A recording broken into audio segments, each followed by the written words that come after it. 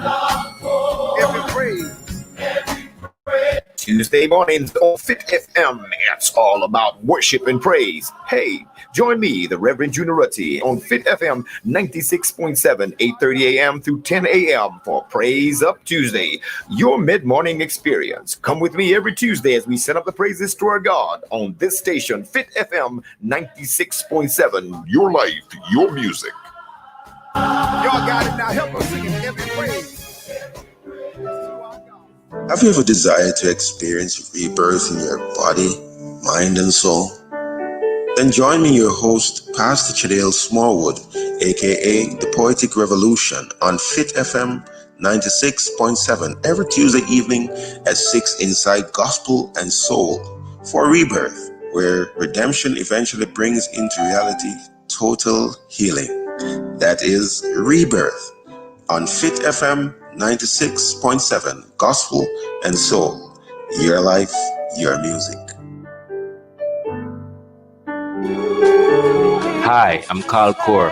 Join me Monday to Friday for Children of the Night. Let me keep your company playing your favorites on this station, Fit FM 96.7. Your life, your music. Children of the night.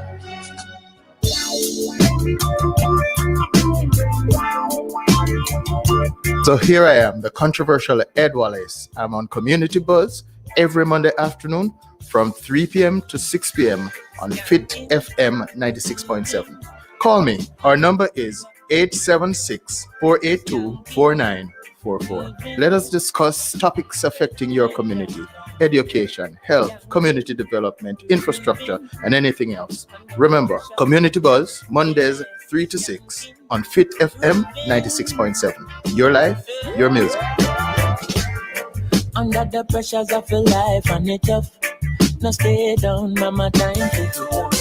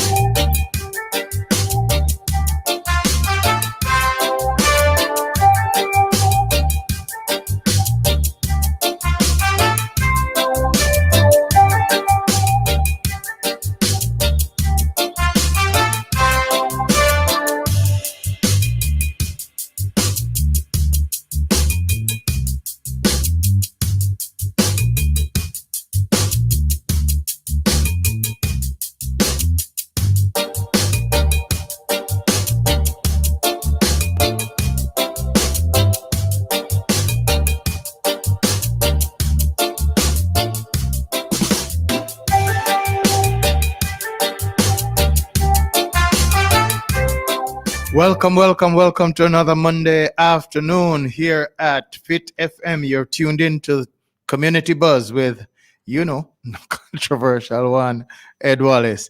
Welcome. Please, if you don't know yet, for those of you who are here with me already, please extend the invitation to your friends and have them join us on Fit FM 96.7 or fitfmja.com, or join us on Facebook or on all social media. Well, YouTube, don't tell them. Twitter too, and Instagram and everything. All right, so join us while we traverse this 3 hours or so, 2.5 hours, 3 hours or so. And we're hoping for some discussion. There's so much happening in the world today. We would love to have some discussion. Our number, 876-482-4944. So you give us a call. Once you have it, you have what is happening in the US. If you have an opinion on that, give us a call. There's still things happening in Jamaica that you may want to raise with us. And then in our individual local communities, there are roads, water, light, all kind of thing happening there for us to talk about. Cable, everything to talk about, or the cable thing, them drop every time them feel like, the Wi-Fi drop every time it feel like drop and all that kind of thing. So we have a whole lot of room to discuss things this afternoon. Education is still on, and we're still having issues with those things too. Call us just about anything, as you know. Health. Tell us whether or not the COVID situation in Falmouth Hospital, it was at above 85% last week. Tell us if you know anything about that. Know if we've slightly recovered in terms of bed space and all of that kind of a thing. So a whole lot you can talk to us about. And then not to mention farming, where everybody in chicken price drop, people quarreling about glut on the market and all that kind of a thing. Give us a call, man. We have a whole heap of things we can talk about. All right. So again, Community Buzz, your community program with Ed Wallace this Monday afternoon. It is January 11th, I think, 2021, I think. So, some of us are so happy to get rid of 2020. But I am following the advice of slowly opening the door of 2021. For see what go on first. Push out all that stick for see if if it take a hit before I put myself out there. Yeah, man. So as I said, Facebook, all the social media platforms, fitfmja.com, and of course, FitFM 96.7, your life, your music. Just want to hand out greetings to all our listeners at this point, all our viewers at this point. Just want to say welcome and greetings to you. If you didn't hear it from Community Buzz last week, then we're saying to you, a prosperous 2021 to you, all the best, more better things. More better things, just step up into 2021, but still be cautious. COVID is still around, and 2021 has in fact offered us a new strain of COVID. It's been here, but it seemed to have been built for 2021. So let us continue to be careful with that. Birthday, I have not identified anybody right now, even in my friends group, with birthdays for the last week. But I want to extend a happy birthday to all who may be listening right now or viewing right now. Extend a happy birthday, a fit birthday that you are celebrating, and may God just pour out his richest blessings on you continually so that you may prosper and survive and live into 2021, 2022, and even far beyond that. For anniversaries, we don't have any reports of anniversary either, unless we can continue to celebrate that one anniversary we know about. Producer, you're not saying anything. Can we continue to celebrate that one anniversary? Because what? We're gone 1 month last week, so we're gone 1 month and 1 week. My dear friend, Reverend Rotti, you we are chat. He's on? I'm hoping don't cost me. I'm a friend, and I'm a good friend, and he knows that I mean well. All right, so for those of you having or celebrating anniversaries, I want to say to you, happy anniversary. Any type of, be it wedding, be it a work anniversary, anything. And as I say, work anniversary, one of the things that people constantly quarrel about when it comes to their jobs is the amount of problems that they have in order to get their jobs done, and the amount of problems that exist in the workplace and all that kind of thing. I'm going to ask Reverend Rotti, since he's listening, to pray for more problems in the workplace. And when I say pray for more problems in the workplace, I discovered a while back that had it not been for problems in the workplace, we would not have had a job. Problems make we there, right? If issues are not there to solve. And when we solve them properly, it builds our reputation, it builds our integrity and all of that kind of a thing. So push it on, because we're going to do the work. We don't hold back. All right. So appreciate the problems. Had there been no problem, you would not be required at work. So if you're having a work anniversary, celebrate it and be thankful. You know, you have some people that nobody else could have deal with them but you. That's why you did it. So long. All right. So happy anniversary if you have such an anniversary. Oh, loss. Another thing that we look at every week. And a few weeks back, we were here. I think it was the last program of the 2021 year when we got word that a very good and familiar associate, friend, good young woman had passed. I'm talking about Miss Spence. We could not have announced it at that time because at that time we were not sure who knew and who was informed, and we were just trying to make sure that we were decent and allow family and friends to close family and friends to Ingrid Spence, that is close family and friends to get the news prior to having this announcement on public radio. And so we mourn with the family. Mrs. Evelyn Spence in particular is a woman who I just understand and know that she is feeling the feel right now. I understand.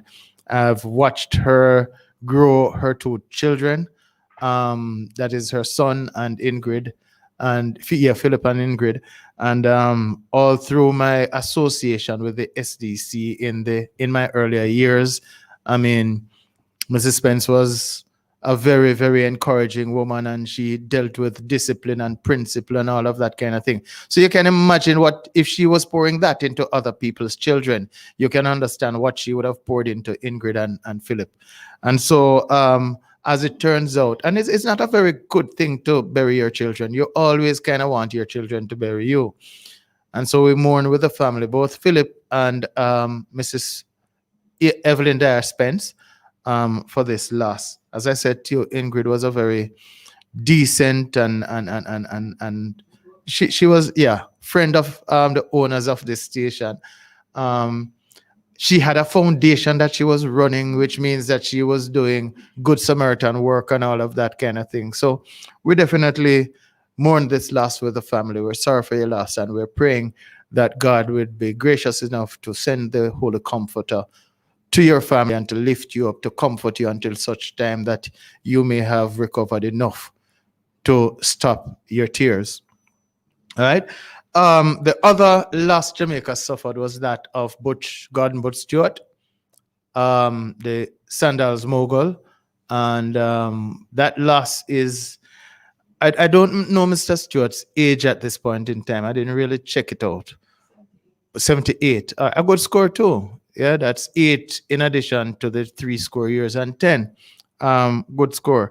But the truth of the matter is, I'm sure that his family could have done with him a little bit longer. And indeed, Jamaica, because this man has impacted, this one single man has impacted Jamaica so significantly that we could actually declare that all Jamaicans have been touched by him being with us, him being alive here in Jamaica and a Jamaican. In fact, his influence was worldwide and particularly Caribbean, because a number of Sandals properties are out there in the Caribbean, Antigua and a few other countries there. And he was a significant employer of Jamaicans, you know, and so Jamaica really, really did benefit from him being here. Had a whole portfolio of businesses from which people could benefit.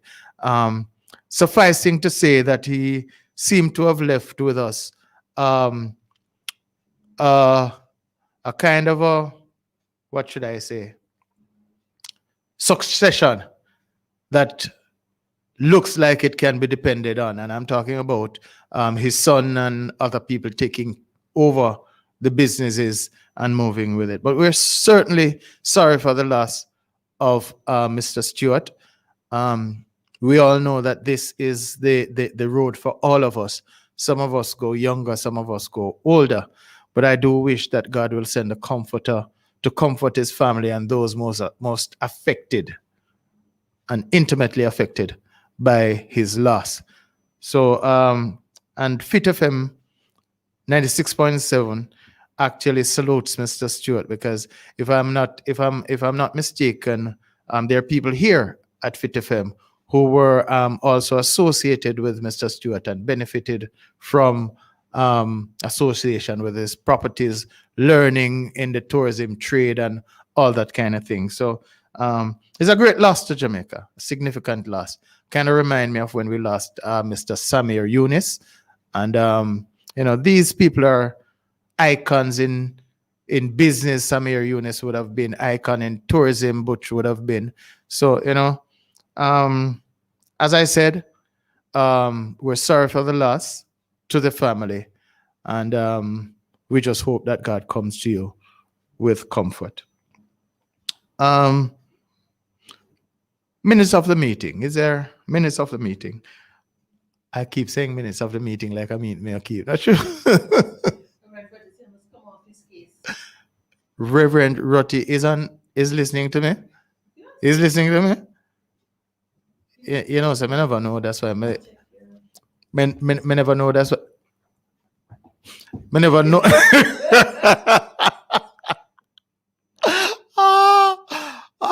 I will come off your case, my friend. Let us leave it there. I will come off your. Challenges are stepping stones to greater things. He did say that challenges are stepping stones to greater things. But yeah. So again, I don't know if Reverend Roti is speaking in relation to problems at work or is right or the loss of Butch, but and even Miss Spence herself. But the truth of the matter is, it is applicable all about in life. Reverend Roti, that statement is applicable in all aspects of life, and so we thank you for that one. Producer, read it again for me. Let me hear how it actually went. The actual words. Challenges are stepping stones to greater things. To greater things. Challenges, stepping stones to greater things. Yeah, so we want to thank you, Reverend Roti, and I will get off your case, even though it is fun, always fun to be on your case. And if you think that I'm me alone, do it. Julia, tell me if you do it, sir. All right, so Rockbridge. We're still on the Rockbridge. We don't hear no word about Rockbridge. We still would love to hear some word about Rockbridge. That important gateway and passageway between Rock District and Falmouth. And I still believe that the people of Rock may be getting through, and Falmouth, who have to use that bridge, may be getting through with respect to their accepting their new normal or yes, accepting their new normal. But the truth of the matter is that life would have been better with Rockbridge in place, and we just want to know what is happening. It would also serve as a bypass to any issue taking place on the highway between Glistening Waters area or the stoplight and, in fact, the bridge down at Martha Bray. So we'll look forward to at some point getting some word. Stuart Castle, still having the issue with the street light. Still, the rain go fall. Can I tell you about the potholes, that the ponds that we have to be driving through now to come to station?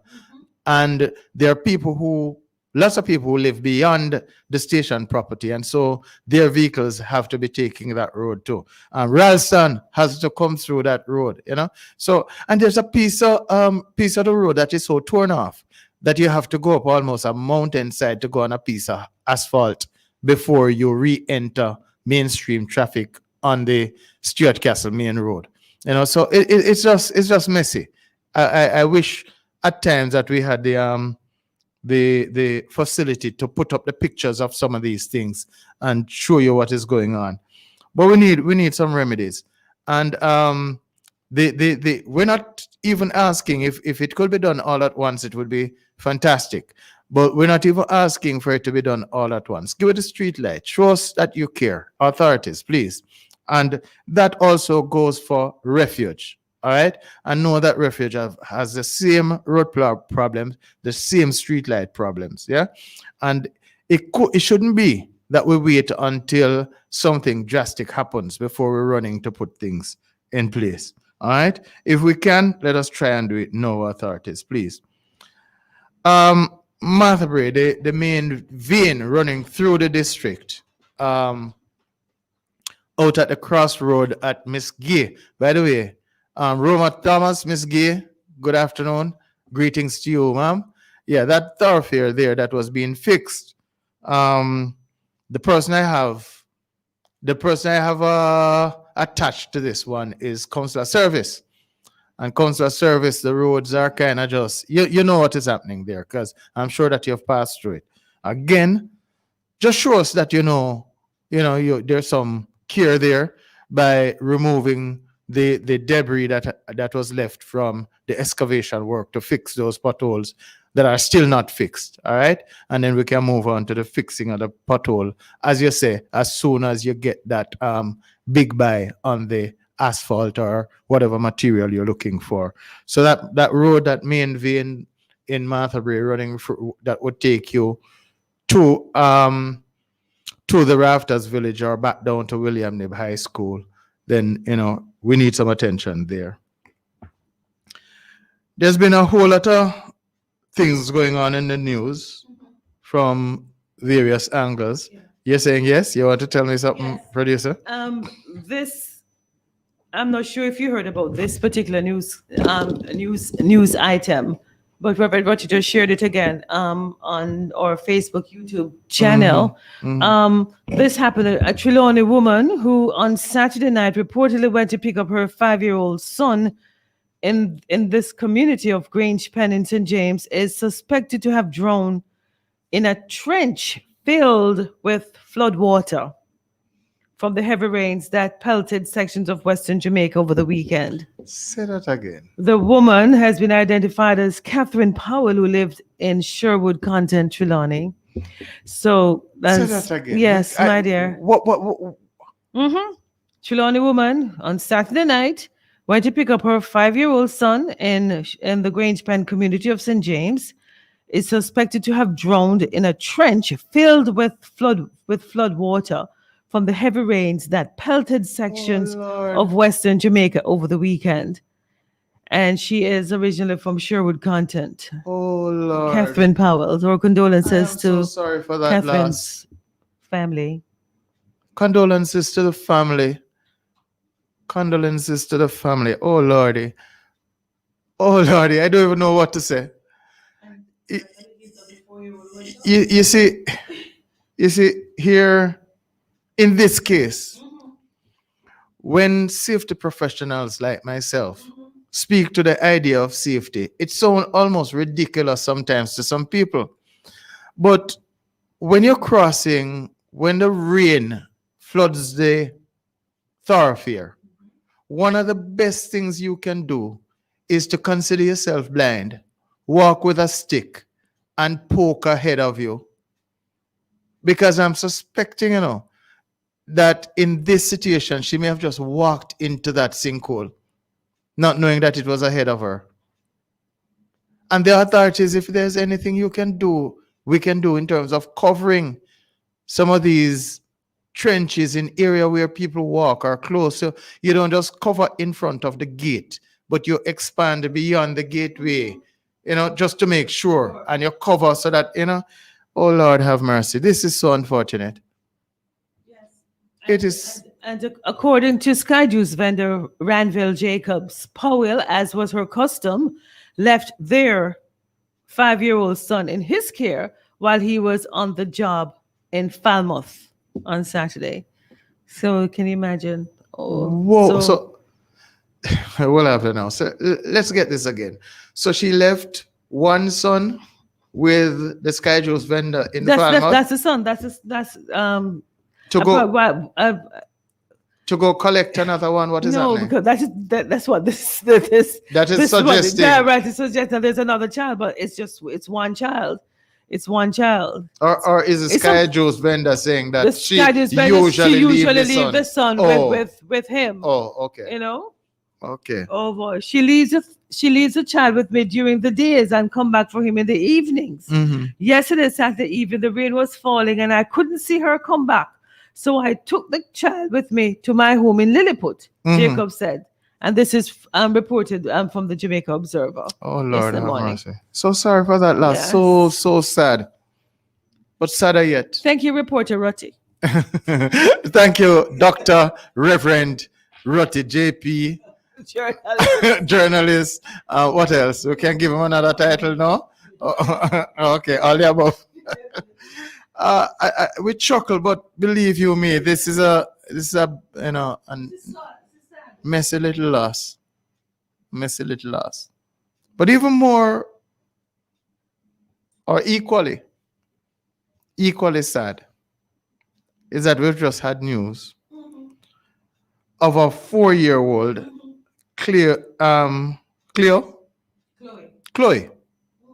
Yeah, Chloe Brown in Freeman's Trelawney, that a top Trelawney, who was shot and killed the other night. Shot and killed. This is by a gunman. This is not no accidental shooting, go play with gun shooting, that kind of a thing. And okay, so this lady that Reverend Rutty just reported on, big woman, had an accident, 26 years old, and died. But we have gone in, and I'm suspecting that these are men. We have gone in and shot and killed a 4-year-old man, a 4-year-old girl, a 4-year-old baby girl. How that work out? We don't have no conscience, not true? No conscience, no nothing. What is happening here? That's right. Tragedy struck Monday morning in the rural farming district of Freeman's Hall in Trelawney, where a 4-year-old girl was killed and her father injured in an incident at their home. The deceased has been identified as Chloe Brown. Reports from the police are that a dispute developed between two brothers. Hear this now, Ed? Developed between two brothers, which resulted in threats being issued. And about 1:05 a.m., Chloe and her father were at home when he was called out by someone outside the house. Oh, Lord. When he opened the door, a tussle ensued, followed by loud explosions, and Chloe was shot in the abdomen while her father was shot in the leg, according to the police report. They were taken to the hospital. Chloe was pronounced dead, and her father admitted in stable condition.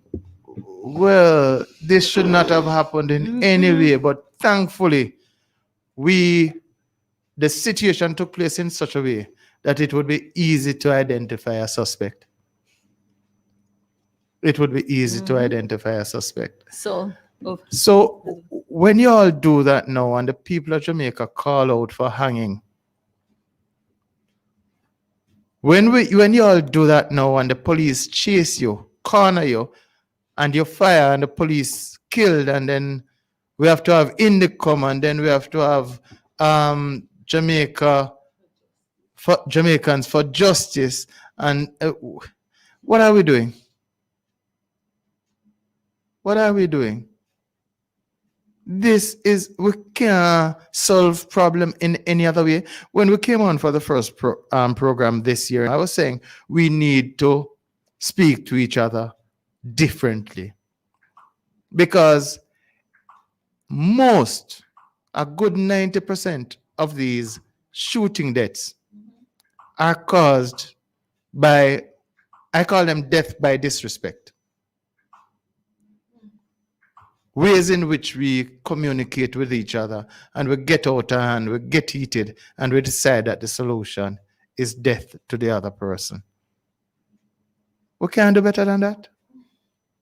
Can we not do better than that? And then we don't care who gets injured or killed in the rush. Because here we have now Chloe, little Chloe, 4 years old, dead and gone. All for what? What kind of argument? What was the argument over? Somebody please tell me. We take a break.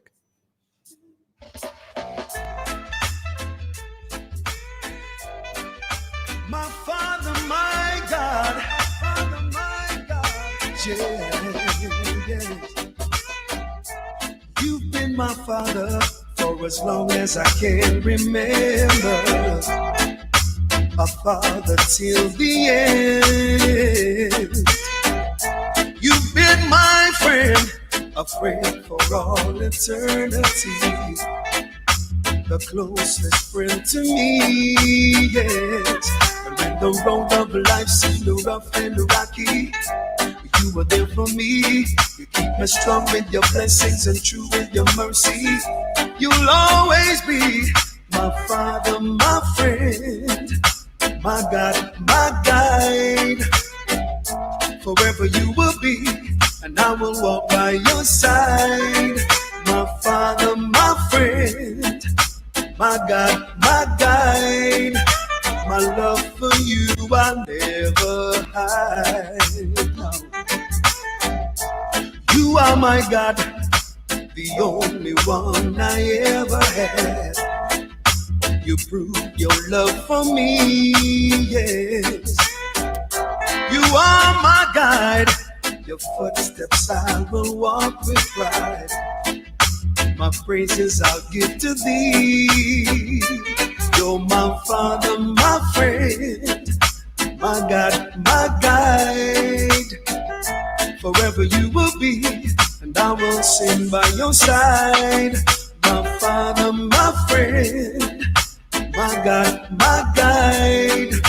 My love for you I'll never hide. Oh my God. Oh my God.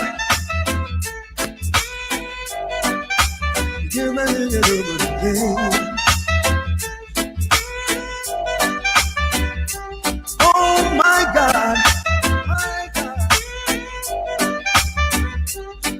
When the road of life seemed rough and rocky, you were there for me.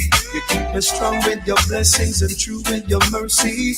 You'll always be my Father, my friend, my God, my guide. Forever you will be, and I will walk by your side. My Father, my friend, my God, my guide. My love for you I'll never hide. You're my Father, my friend, my God, my guide. Forever you will be, and I will walk by your side. My Father, my friend, my God, my guide. My love for you I'll never hide.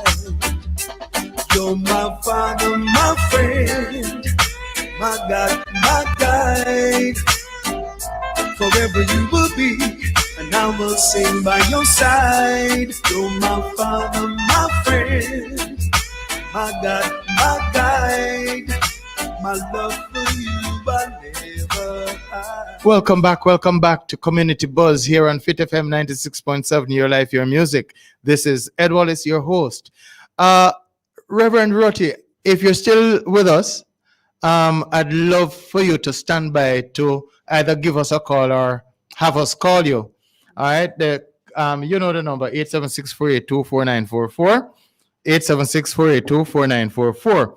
But what I'm looking at now, coming out of Loop News, there is a gentleman calling for the church, the church to be declared an essential service. It's on Loop News. I don't know if you want to check it out before you give us a call, but we would love to hear your opinion on that one. It's a very interesting kind of a topic. Or yeah, any other minister, if you're listening, our friend Devere, please give us a call. Any other minister, Pastor Smallwood. Who else? Who else we have? Yeah, so if you're a fit friend or fit family, Reverend Fletcher, anybody, give us a call on this one. There's somebody, and I'm suspecting that this is a pastor, but I cannot open the link, and so I'm not able to actually see the details. But it's on Loop News. Give it a run, give it a check out for us, and somebody give us a call on this one. Just back to Chloe for a little bit. Such a beautiful name. And Chloe, the first encounter I had with that name was in Bible study. And Chloe was actually, okay, we'll get the article. Chloe was actually a very dedicated Christian in the church of Corinth, because it's 1 Corinthians 1, her name was called. Chloe could have been described as a saint, and at 4 years old, I cannot see little Chloe Brown being less than a saint. Why would a little baby like that? And I keep saying we, because we do it. We Jamaicans, we men, we brothers. Come on, this is nice. This cannot be good. All right, I want to do, my producer, such a wonderful lady, has just used my phone, like I can't use it, to bring up the article. A senior clergyman has called on the Jamaican government to declare the church an essential service during the COVID-19 pandemic. During the COVID-19 pandemic, I tell you. Reverend Dr. Peter Garth, chairman of the Jamaica Umbrella Group of Churches, said pastors need the freedom to be out after curfew hours to assist poor and sick persons with care packages as well as prayer. I have a word for the health authorities and the government and the opposition in Jamaica. The sooner you come together and declare the church an essential service, the better it will be for Jamaica. Reverend Garth, I hate it when you just call out the man name. Garth said, Reverend Garth said during his sermon at the National Day of Prayer. This is a church service at the Power of Faith Ministries in Portmore, St. Catherine, and this took place on Wednesday. The pastor admitted that had broken the curfew hours in. The pastor admitted that something missing here, or am I read bad? Come in, I read good enough. The pastor admitted that had broken the curfew hours. I guess a he is missing. Sound like a he is missing. All right, that he had broken the curfew hours in order to assist persons in need, but noted that the police had been very understanding thus far. The curfew hours, which have varied from a starting time of 3 p.m. to 10 p.m. Oh, okay, that's the starting time varying from 3 p.m. to 10 p.m. have been established by the government as a part of the measures to curb the spread of coronavirus. Especially when we have a curfew at 7 o'clock and I am out there feeding the poor and, I don't even have to go anymore. I think the pastor is making a good case, but I'm not so sure for the need for the church to be free to do all these things and present these services. But I'm not so sure that making the church an essential service is necessarily the formula. Because, Pastor Rotti, I still believe in the separation of church and state. Notwithstanding, the Jamaican government the Jamaican constitution does not seem to speak to that, is really silent on that particular matter. Because I don't know if we're talking about Reverend Garth is advocating for Christian churches or all churches, mosques and synagogues. I don't know. And so institutionalizing the church as an essential service. I really don't know. Pastor Oti, you're my friend. Call me and guide me. Right? Any other minister? Call us here. Fit FM 96.7, Your Life, Your Music. And the number is 876-482-4944. We await a word. No pun intended. We await a word. All right, give us a call. All right, so whole lot of things happening. COVID now. Talk about COVID a little bit and the Jamaican situation. I have stopped reporting the number of COVID cases to report only the active cases, which is 1,659. One new death in Trelawney. 89 cases in the last 24 hours. The death rate now is at 313. Trelawney, remember the one death is from Trelawney. All right, there's one death and that one death is from Trelawney. One case in Trelawney. Okay, one death, one new case in Trelawney. Trelawney, we're not really out of the woods. And I don't want this program is listened to by people all over Jamaica, especially Western from St. Anne going towards Trelawney, going towards St. James, going right down to Westmoreland. And so I just want to say that Jamaica, this is the way I want to phrase it.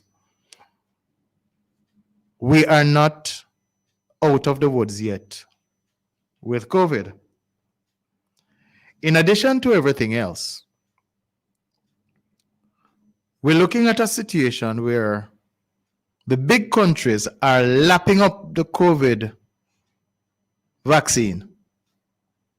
And as such, developing countries are being shortchanged in terms of access to vaccine. That means that we're going to have to fight our way out of it, at least for the time being, without vaccine, unless the Prime Minister is able to prevail upon the international powers to make the vaccine available to us. But Prime Minister, I want to ask, Cuba has a vaccine which our ministers seem to have taken off the table as an option. I think we are in our right as Jamaican citizens and Jamaicans living on the island of Jamaica to ask for an explanation as to why we are, I don't know if reticent, why we are, I don't know what word to find here, but why we are not wanting to examine the Cuban solution. I think the Jamaican people are well within their rights, our rights, to ask for an explanation as to why we're not wanting to consider the Cuban vaccine. Or if the minister has changed his mind, to tell us that Cuba is on the table. The Cuban solution is on the table. I spoke last week a little bit about this particular topic. And it's kind of hurtful. I mean, Dr. Tufton was not solid in denouncing the Cuban vaccine. He did not say it will not ever be used. That weren't the words, but it sounded to me, my impression, my evaluation of what he said is that we're not in a hurry, at the very least, to consider the Cuban vaccine option. Personally, I would love to hear that that has changed because, for better or for worse, I personally would want to trust the Cuban vaccine more than any other. There are too many things happening with the vaccines abroad that have caused me concern. One might remember that one of the vaccines was supposed to be given in 2 tranches, a half a dose or a 1 dose first, and then 6 or so weeks later, another dose. And then there comes a controversy. After people don't take the first dose already, we start talking about whether or not the second dose should be applied. Which means really and truly, there are no experts in COVID. No, we don't know what's going on. We are learning primarily at the same pace. And so just a note to the Prime Minister and the Minister of Health to see if we can hold Cuba in the mix. Not just because I personally would have taken the vaccine from Cuba, but also because Cuba, from the health and education perspective, perhaps politically, but Cuba, from the health and education perspective, has been truly generous to Jamaica. We have their nurses, we have their doctors, and we've been having them for decades now.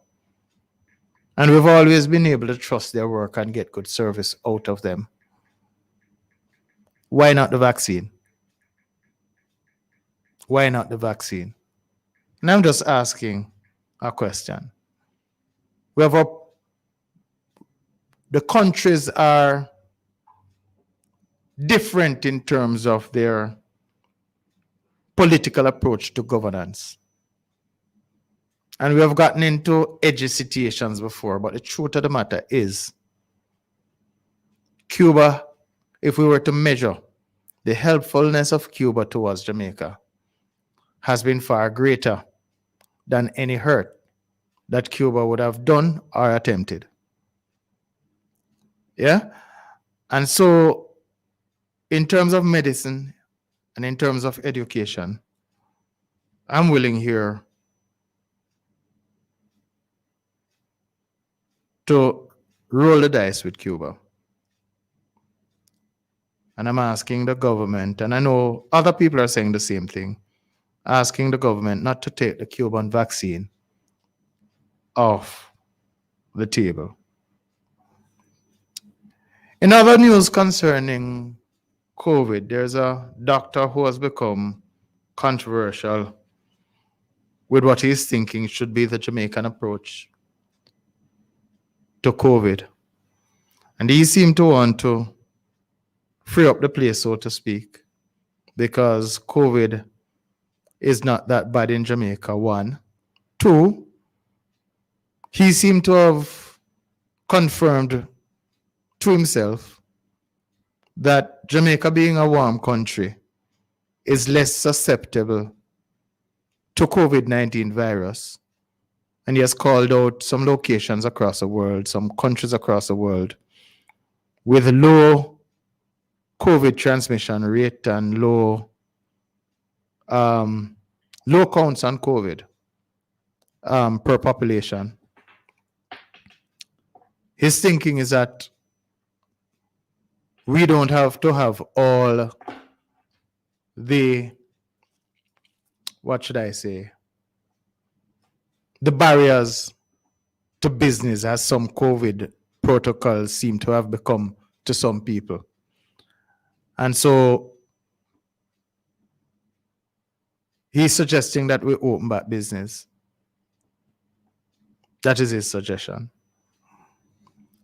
What do you think if you've heard the conversation? He was with Michael Sharp earlier on this week or last week, had a discussion there. I don't know if you all heard the discussion, but certainly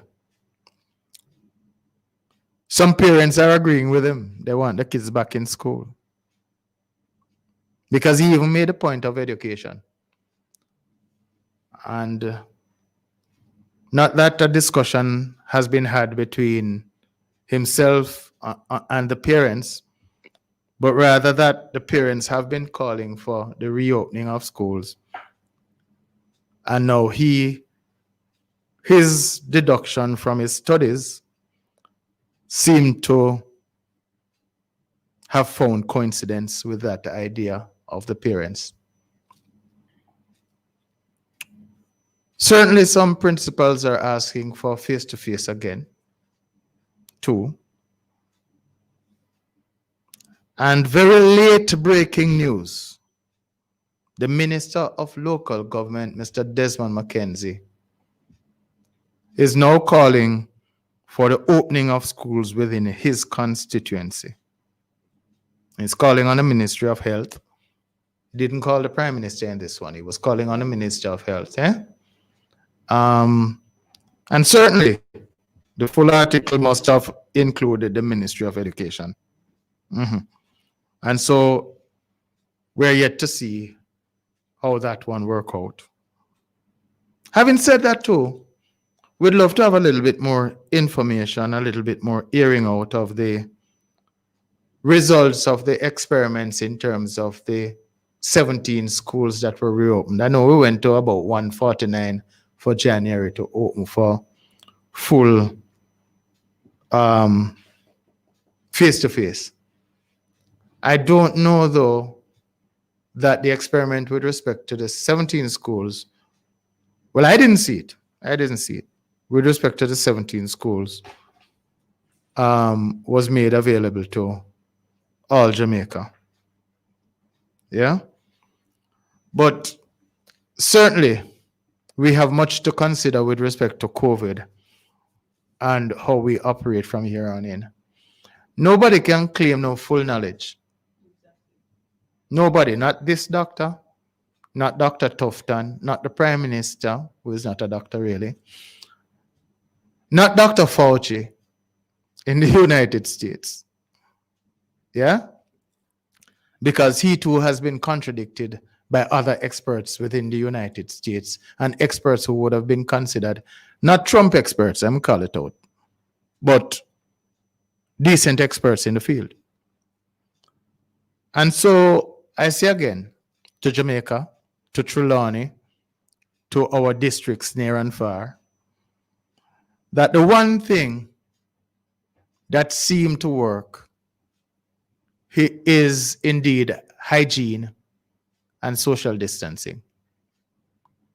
So let us continue with the hand washing. Incidentally, as I said, social distancing, this is not conflicting with my suggestions that funerals be moved up to 50 persons against the 15 that it is now is. If weddings can be at 50, and I don't want weddings reduced. I'm not suggesting that the numbers for wedding reduce, but that the funeral be increased simply because most funerals are now being held at the graveside, over the grave, and the space in a cemetery is far wider than any cathedral in Jamaica that we could have held a wedding. So I'm not running counter to that. All I'm saying, when we got a funeral or the wedding, we need to still keep the social distancing. We still need to keep the hand hygiene going. And we need to continue that kind of protocol. All right? Turn of your yard still is on if you don't have to be out there. Yeah? So, again, with all the controversy and the to and fro in relation to vaccine, Jamaica, what we think we have in terms of the protocol is still effective and not uncertain. Some people come up with the argument pro and against mask. I don't know what to tell you about that, because my private opinion on this station could be even troublesome sometimes. So I have to be careful what I utter from this podium. All right? But do the government say in relation to the COVID protocols? Vaccine may be nowhere near yet. Vaccines may be nowhere near yet. We have some other situations in the news. When I came on, so when I came on last week, I made a couple of comments that usually I don't make. And we're going to take a break now. And I'm going to come back to double down on the comments I made last week. All right? So stay tuned. You're listening to Fit FM 96.7, Your Life, Your Music, and you're into the Buzz, Community Buzz, your community current affairs program. Where I am on, call us, 876-482-4944. We'll be right back.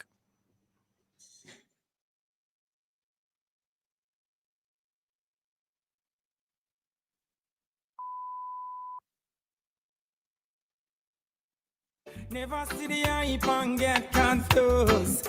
Never lost my way. Never turn fool when I reach out the crossroad. Never lost my way. Never see the hype and get confused, yo. I'm the element of surprise. Fittest of the fittest shall survive, yeah. Over the mountains I lift my voice. Angels harmonize, yo. Give them another high pitch. Light up another big lips, yo. When me sing, me not for rich. And the money man, I look out on this, yo. Never lost my way. Never turn fool when I reach at the crossroad. Never lost my way. Never see the hype and get confused. Never lost my way. Never turn fool when I reach at the crossroad. Never lost my way. Never see the hype and get confused. My heart could be bitter, but I choose not to. It's love I prefer. I could be a murderer, but I see no joy in being a killer. What makes the world go round? Me say love some money, them a clown. The truth is there to be found, so let it be known. Never lost my way. Never turn fool when I reach at the crossroad. Never lost my way. Never see the hype and get confused. Never lost my way. Never turn fool when I reach at the crossroad. Never lost my way. Never see the hype and get confused. So long as there is life, there is hope. So keep it real. The struggle may be long, but this is where I belong. The struggles make me stronger and even much wiser. Soon the world will see the power in me, yo. Never lost my way. Never turn fool when I reach at the crossroad. Never lost my way. Never see the hype and get confused. Never lost my way. Never turn fool when I reach at the crossroad. Never lost my way. Never see the hype and get confused.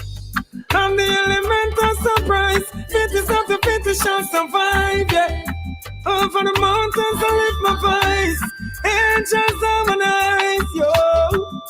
Give them another high pitch. Light up another big spill, yo. When me sing, me not for it. And the money man, I look out of this, yo. Never lost my way. Never turn fool when I reach at the crossroad. Never lost my way. Never see the hype and get confused. Never lost my way. Never turn fool when I reach at the crossroad. Never lost my way. Never see the hype and get confused. My heart could be bitter, but I choose not to. His love I prefer. I could be a murderer, but I see no joy in being a killer. What makes the world go round? Me say love some money, them a clown. The truth is there to be found, so let it be known. Never lost my way, never turn fool when I reach at the crossroad. Never lost my way, never see the hype and get confused. Never lost my way, never turn fool when I reach at the crossroad. Never lost my way, never see the hype and get confused. So long as there is life, there is hope. So keep it real. The struggle may be long, but this is where I belong. The struggles make me stronger and even much wiser. Yes, we're back. Fit FM 96.7. Your life, your music. And we're into Community Buzz, your community affairs program here on Fit FM. We have on the line Pastor Smallwood. That is our resident pastor now, one of our resident pastors, And I don't know, Pastor, you there? Yeah, I'm here. How you doing? Yes, Pastor. Yeah, go ahead. Yes. Yeah, I'm here now. Go ahead. All right. We just saw an article in Loop News with the president of the umbrella group of churches advocating for the churches to be declared as essential services, so that the church can get to do its extra work apart from churching, but distributing aid and praying for people in this COVID period. And I just wondered, would you share that particular sentiment? Have you seen the article, and would you? Well, that's a very controversial perspective to look at things. Firstly, the Bible did underscore we should give unto Caesar what is Caesar's. In other words, whatever the laws of the land are, as long as it doesn't conflict with our religious liberties and our religious freedom, then we should adhere as much as is possible. Now, there are certain established protocols for the safekeeping of our citizenry, and we have to abide by these protocols just to facilitate bringing back a state of normalcy where people are not going to be affected by the constraints of the coronavirus.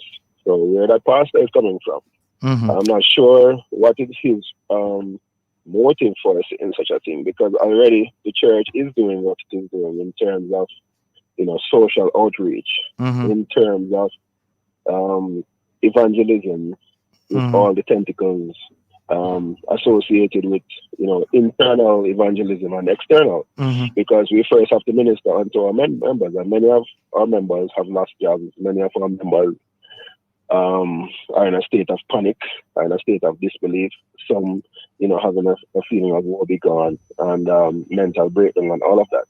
So we have to practice the inreach, and then of course we have a social responsibility, which is the outreach model of the church. But in terms of corporate assembly, I'm not sure if that's where he's going in terms of churching coming, to the assembly of God. All right. Then, I don't want to be irresponsible, Pastor. I don't want to be irresponsible and not represent him as best as possible.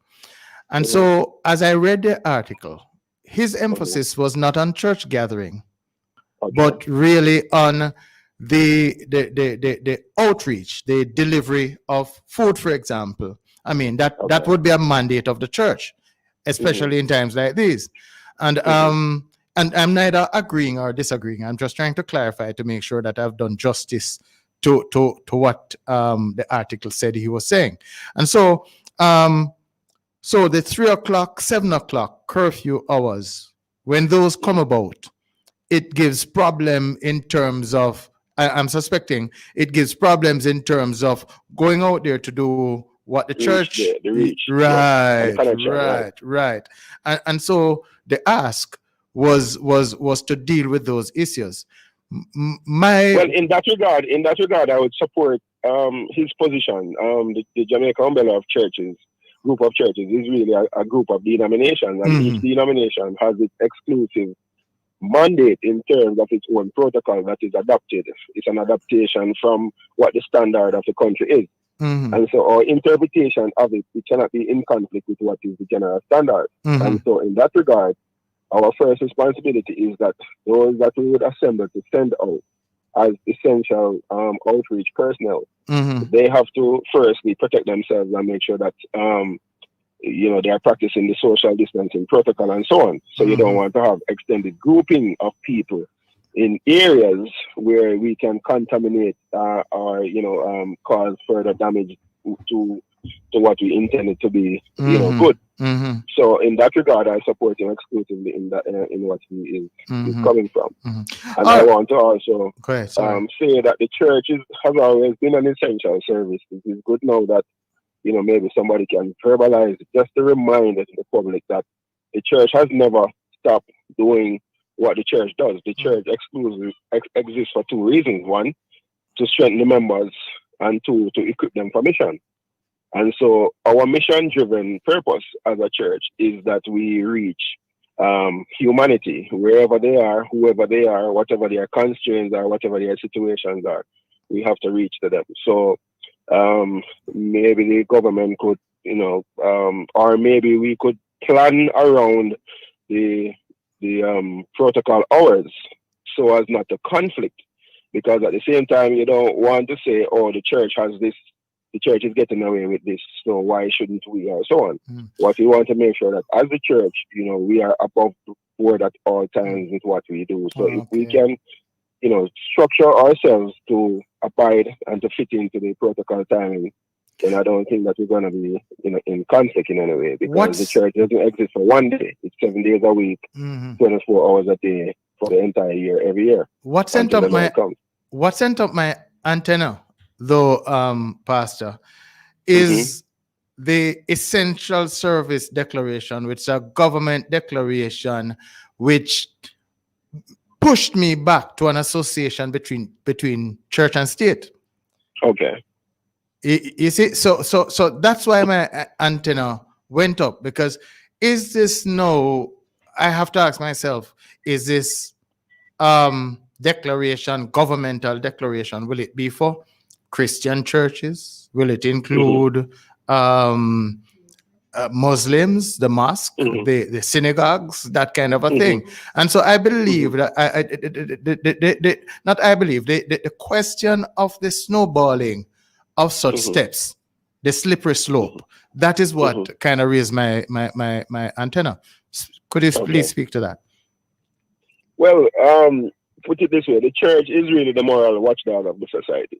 So the church has to hold the government in check, hold the people in check where morality is concerned and where right living is concerned. And so if the church is going to partner, would we consider it really like a partnership to say the church and the state is merging? Because what the church really is doing is the church is trying as best as possible to minister unto the needs of every single individual, including... But I want to back up a little bit, Pastor, because you just made this conversation more than interesting. You said the state is what with respect to morality? The church is a moral watchdog of the society. It's not really the ombudsman, right? It's really the church. And so what do you mean by that? Huh? What do you mean by that? Well, because the church, all right, all laws that are established by any society is an adaptation or interpretation of the Ten Commandments. The Ten Commandments is the transcript of the character of God. The church is a reflector of the transcript of the character of God. So the church is purchased by Christ. So the church becomes the ambassadors of Christ. And so whatever ministration happens where the church is concerned, it is to befit the society to be more like Christ. And so in that regard, the church has to hold its government accountable and hold the country accountable, hold everybody morally accountable to the thus said the Lord. And so that sounds a little bit like a theocracy, though, Pastor. What is happening here? Well, put it this way: theocracy doesn't exist because we have governments and we have monarchy. But like I'm saying before, even when we have a monarchy, if we look at it from a biblical perspective, there is never a monarch that is without the presence of God. Even Nebuchadnezzar himself, right, came to a realization after he had done what he did in Daniel 2 and 3. We come to realize that in Daniel 4, it tells us of Nebuchadnezzar's repentance and then accepting the God of Daniel as his God. But you can't legislate that, Pastor. There's no way you can legislate that. No. First principle, Pastor. We're talking about practice. We're talking about practice. No, Pastor. No, Pastor. You convince me with the gospel that I should be a Christian and I should live a certain way, or it's best to live a certain way. Personally, of that, I'm convinced. Okay. But one of the things, if not the basic thing, that God delivered to man in his creation is free will. Right. So where do we go now to have any institution monitor or dictate free will? Where do we get to that? But hold on now. But maybe we are seeing two different tunes, because what I'm saying is that, like I said, the first statement that I said, that the church is the moral watchdog. The church is always above the state as it relates to the dust. But that sounds Romish to me. That sounds so Romish. That's exactly Rome, Vatican, Rome. It sounds very Romish. Rome-ish to me. Oh, Rome-ish. Rome-ish. Yes. It sounds very Romish. But maybe some people would say it is roguish as well, that it is Romish. But you know, you're not wrong. You're not wrong. But yeah, but look now, but look at it. But look at it now. Hold on. Since we're gonna go to Rome, let's look at the with Rome. We have the pagan Rome and the papal Rome. The papacy is where the religious authority of Rome takes precedence. So the Pope become the final say of what comes out of Rome. So long before we don't want to get into the 1798 business with General Berthier taking the Pope in captivity and so on. And then we remember now in 1929 somewhere there about that the Pope was again freed. And then before long the papacy started, them gain back his strength. And now in modern times we realize that all government officials around the world. Wait now, Pastor. Pastor, I don't really want to talk events. I really want to talk principle. Because the historical events, we kind of know that. We kind of know the historical events. Right. Is a principle I'm talking about of the church taking precedence over the states, so much so that the church determines morality. The church becomes so who determines the morality of the people? The church or the government? No, free will, the person. The person? The person. Yes, but who is the person allied to? Who is the person allied? And that is why I said before. The person is going to be allied. Hold on. That's what I'm saying before. So the church adheres to the state laws as long as they don't come in conflict with the church. That we agree with. We don't disagree on that point. Position. We don't disagree on that point. Okay. The point of contention, as far as I'm concerned at this point in time, is the church being the moral, what should I say, police for a plural society. Okay. Well, I understand that now, because in that regard, then we're going to look at the diversities of religious belief. Not just religious. You have some personal beliefs there. Hold on. Let me clarify what I'm saying. If we're going to look at it, the church now becomes the moral repository for the society. And determines what is right and wrong and what not for a plural society. A plural society that would include people who are atheists and agnostic. And all right, good. We're cool with that. We're good with that. of all different religion and so on. When we are saying the church, are we looking at it in terms of Catholicism, which means universal church? So whether you are any church claiming to be the moral authority over a plural society gives me issue, and it's not just a Christian church, because I don't believe in the theocracy of the Muslims. I don't believe in the theocracy of any religion for that matter. Okay. Yeah. So because you see, that is why I believe that the American Declaration of Independence is kind of a poetry of love. All men are created equal with these inalienable rights. But not in practice. No. It's attainable. Even if it is not being practiced, it's attainable. It's not a non-attainable situation. No, we're not disputing that. But what I'm saying is that there are many things that are attainable, but maybe because of the refusal of the lack of conscience of a man, or the rebellion, or the rogueness, come back down to it now, the rogueness of all people would say in the street, the Babylonianness.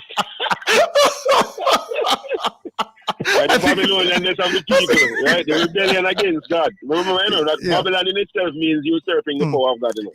But it means confusion. The thing I was saying though is that God gave man the right to rebel. Yeah, he gave us the power of choice. Right, exactly. So and free will, as I said, essentially. Rebellion or liberty of submitting to the will of God. Exactly. Right.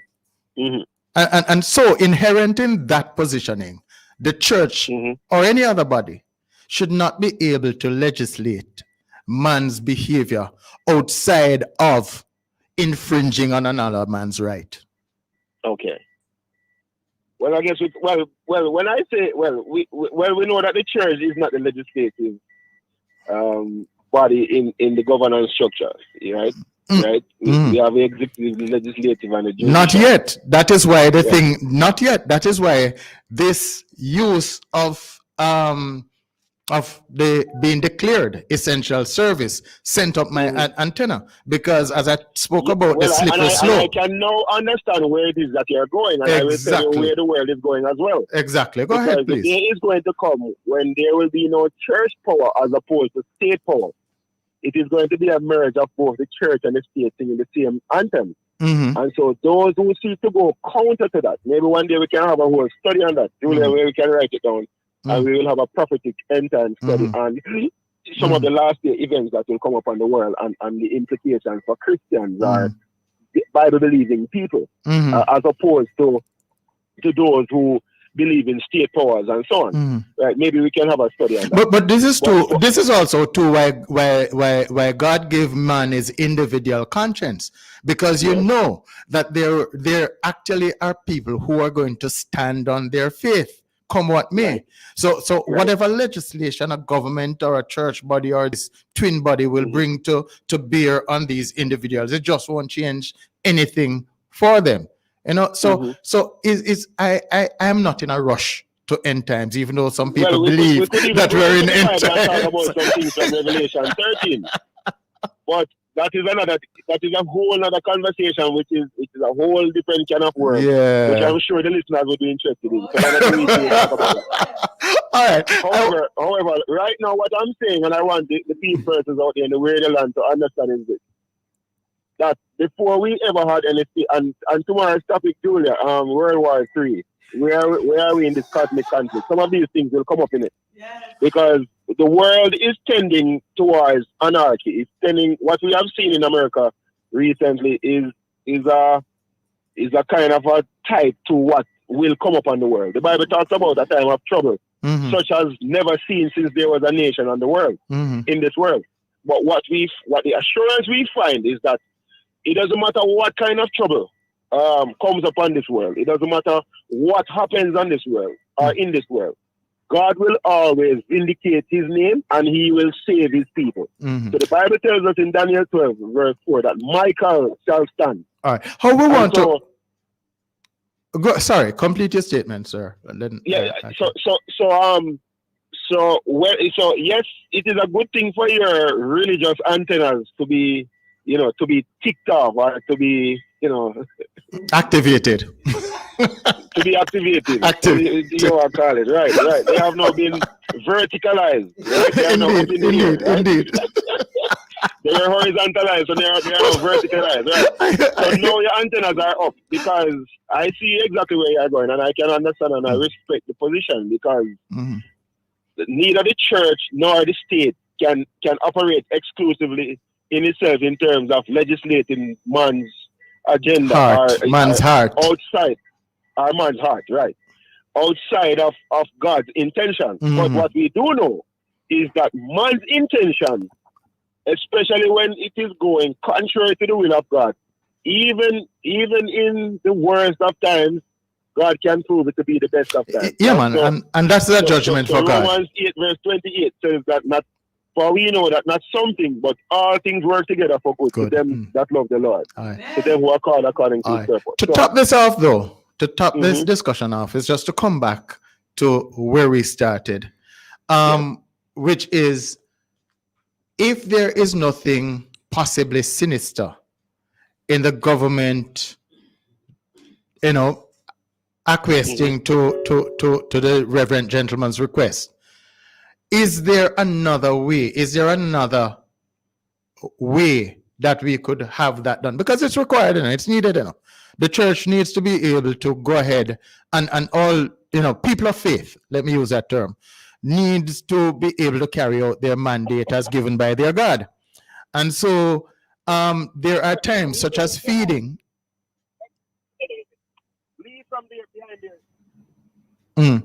There are times such as feeding the poor. I didn't hear that just now. I was saying that it may well be needed, and I believe that the people of faith need the time to be able to do the Good Samaritan work that they do, even under COVID circumstance. But do we have to bring it into a legal framework?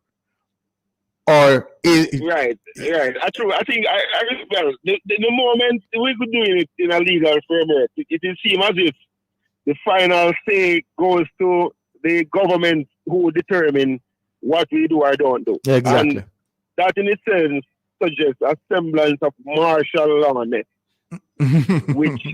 No, man. I'm a word maker myself. Myself. Don't worry about it. Yeah, this martial lawization of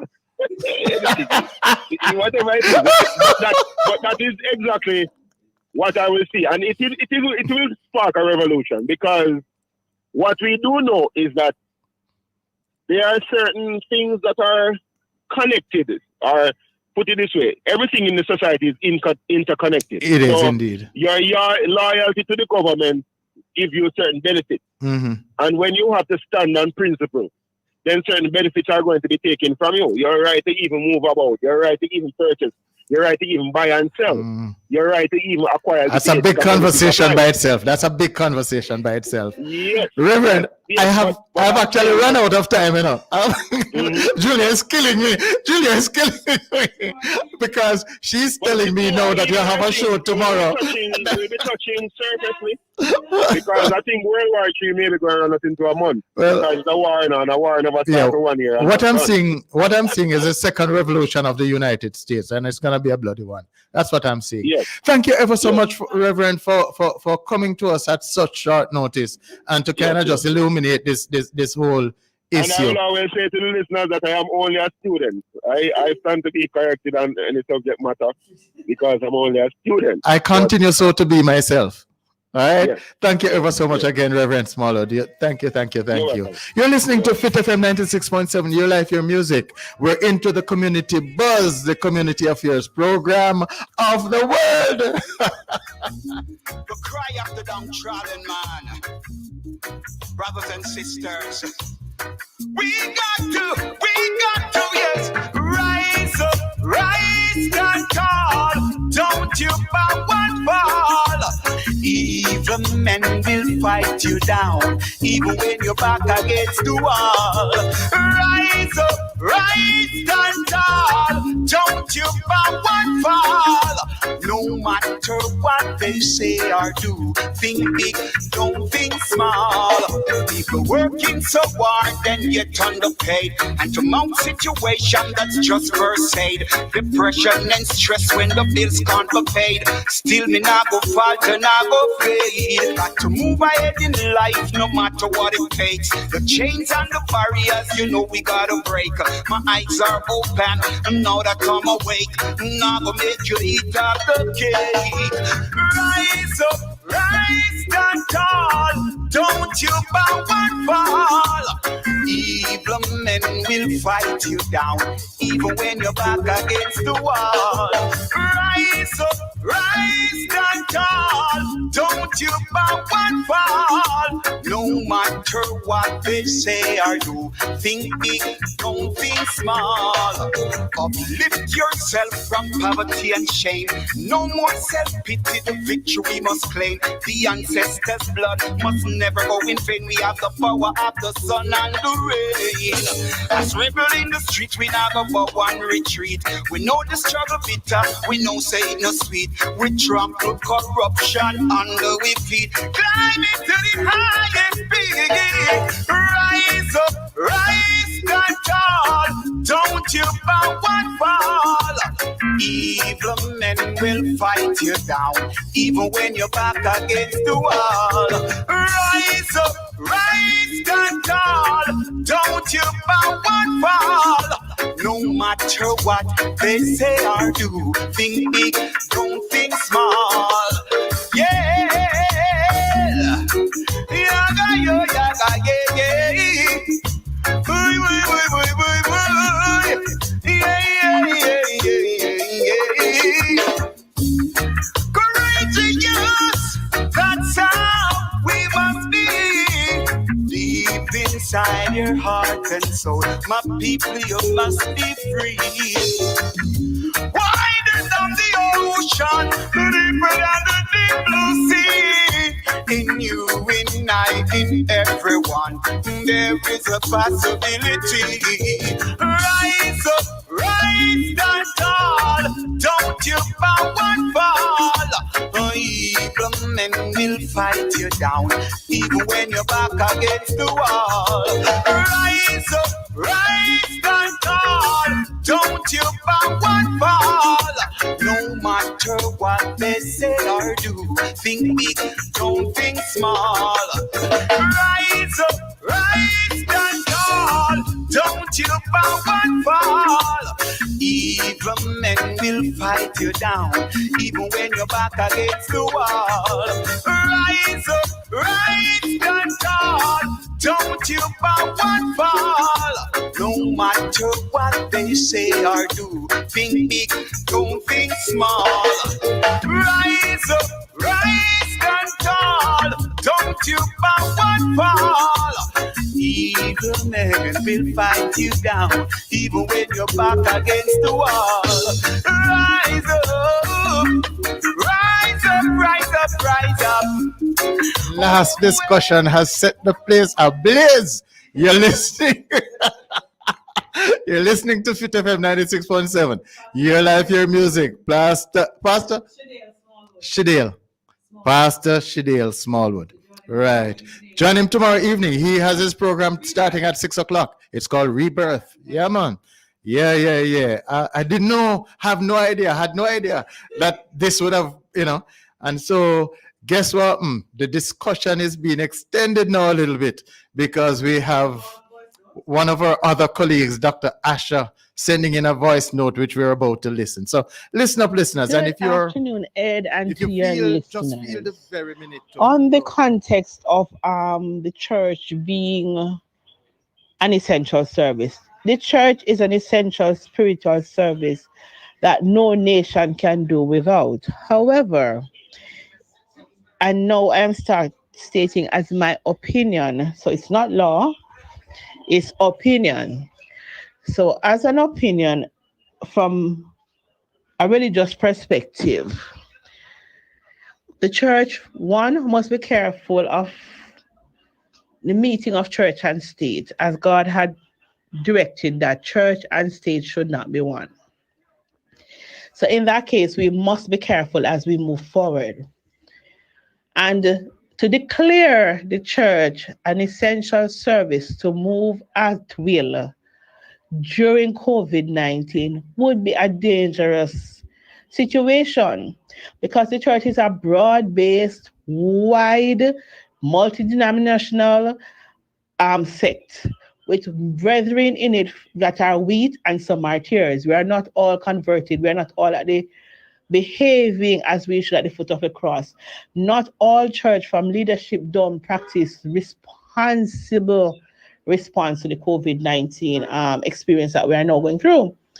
And would not be easy for a church as a whole to monitor all its congregants. And so you might have members break the regulations that is necessary to move forward at will and say that they are working under the regime of their church. What I think, though, should happen is that church leaders who are in the groups that are called upon to respond to different emergencies at different time in different leadership positions in the church. So you might be called upon to respond to an emergency during a curfew hour. These church leaders should have conversation with the relevant authorities to get written exemption that the church, certain church members would be given permission to move in time of an emergency. Because we do bear in mind that even during COVID, a mother taking in to have baby can be rushed to the hospital even during the curfew hours. So there are a number of things that are allowed during curfew hours that would not be a chargeable offense, nor an offense at all. So in the case of an emergency, someone needs to be going to the hospital, someone dying, whatever the case is, that is an emergency which is easily explained if questioned or stopped. However, there might be other emergencies that persons in these positions are called upon to do. In this case, we expect the authorities, the police, the enforcers to operate with, as they have been doing, with consideration and using their own judgment for basis to understand the need at the moment. However, it can also be arranged that certain persons, like the ministers, the welfare leaders, persons in these categories, emergency response persons within the church, can receive beforehand exemption in case there's a need. But to give the entire congregation, the entire congregants, and just declare that the church is an essential service and everybody in the church, every member of the church has a right to respond, to move about during the COVID curfew hours is a dangerous precedent for us to set as a church. And then the church may become part of the problem instead of part of the solution. Although for me, I do understand a 10 o'clock curfew to cut down on the party was mingling closely together. But I have different opinions on our curfew and how we handle COVID. But that's for another time and another place. But on this matter, I do believe the church should be given some level of support and exemption, but not a straight across the board defined definition of essential service in this context. Yeah, you just heard from Dr. Asha Window. And yeah, as I tell you, this place is warming up. Now, if you want to make your contribution in relation, but remember what we're talking about now is COVID and the free movement of particular organization, this time the church. So we're not moving community buzz into a religious program. That's not what is happening here. All right, with the church have to serve the community. This is community buzz. Community buzz is interested in determining or finding out how we're going to best serve the community with the church as a partner, also without compromising anything else. And so, Dr. Asher, your point is taken. And while you were speaking, I said perhaps what could happen is that you establish a situation like with the journalists, where to the best of my understanding, the journalists get some exemption for moving about. This morning, I heard Apka Fitzhenley saying that he was stopped by the police early in the morning, asking where he was going, etc., etc. He explained to them, journalists going to radio station, all of that, and the police responded positively and all of that kind of a thing. So, the model of how journalists are treated could be the model for church activists, church operators, and and such like. So, yeah, thank you. Our number 876-482-4944 if you want to be a part of this conversation. Call us now. Tell us something. Tell us something. Tell us something. All right. Yeah, Fit FM Agwan. I've just been handed an item of news. Trump hits Cuba with new terrorism sanctions in waning days. Now, I don't even know how to respond to this, because all kind of cards are being drawn now. Yeah? All kind of, if Cuba was a terrorist country, is a terrorist country today, Cuba would have been a terrorist country 4 years ago. What is this? A drowning man really moves after straws. Yeah? This is crazy. It's the same thing that a ship, a war vessel, due to leave the troubled seas near Iran to come back home, was turned back on the basis that all of a sudden there was this big threat from Iran to damage the United States of America. No, here's a problem. It's not the typical boy crying wolf scenario, but it is the same effect. Nobody, Mr. Trump, will believe you at this point in time.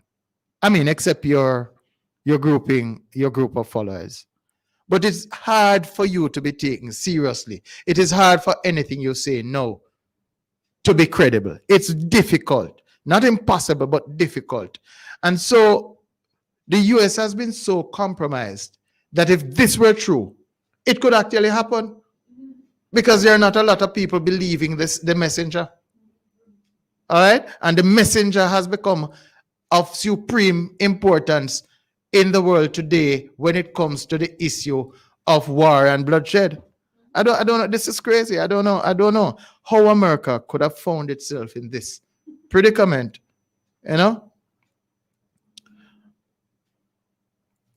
right. Let me just see where I'm going. The designation is one of the latest in a series of last-minute moves that the Trump administration is making before Biden takes office on January 20. Who said Biden going to take office January 20? My question, no? All right.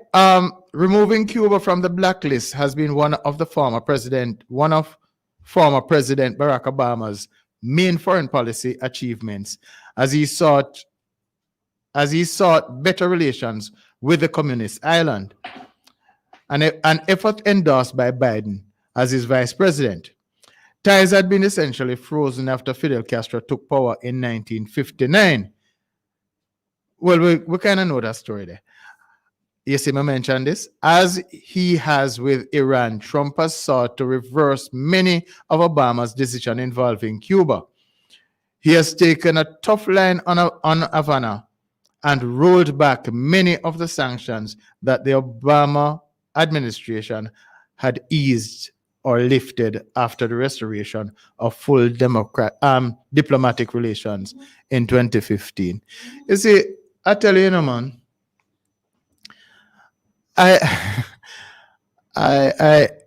this is not American politics now. This is about international politics, and so I believe I can table an opinion.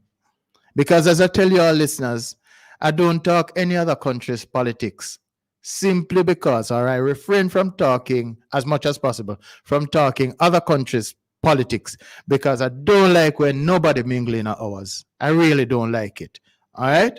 Come what may. I think in terms of decision making, we all can make our own decisions for our internal sovereign state. All right. Ooh. Cuba's Foreign Affairs Minister, this is Bruno Rodriguez, on Monday slammed the administration of the US President Donald Trump. You see, Mr. Trump, you're making the US look like a damn puppy show. A little country like Cuba never used to talk to the American president like that. If anybody had talked, it would have been Castro himself. Now, any little body, and I'm not disparaging, let me take that back. It would seem that the United States have become vulnerable from verbal attack from any quarters. The decency and the pride of America has been disrupted. And I don't know how long it is going to take to repair it, if it can be repaired. But what is going on is madness. And if you're American and listening to me, America is a country I love. I just quoted from the Declaration of Independence. It's a document of love.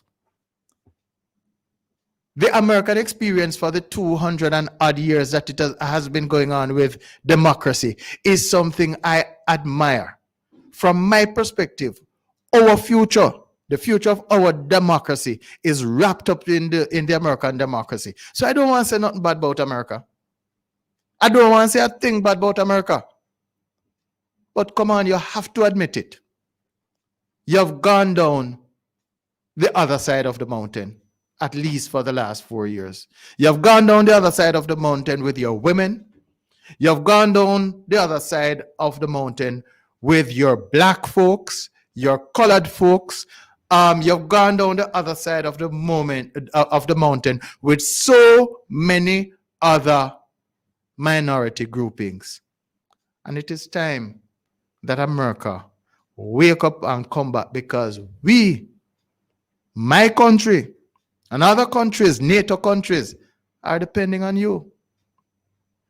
The safety of our democracy is wrapped up and tied up with the strength of America. We cannot survive with a weak America.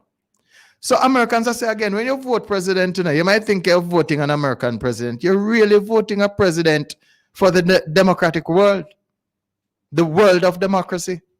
You're really voting for that. So I don't know if you're all seeing what I'm seeing, but it puts me now to the point where I can tell you that I'm actually looking out for America being engrossed in a second civil war. Because if the powers that be that exist now insist, and what happened on Wednesday happened, we're not very far from a war. Jeez and peace. I'm going to get myself into trouble.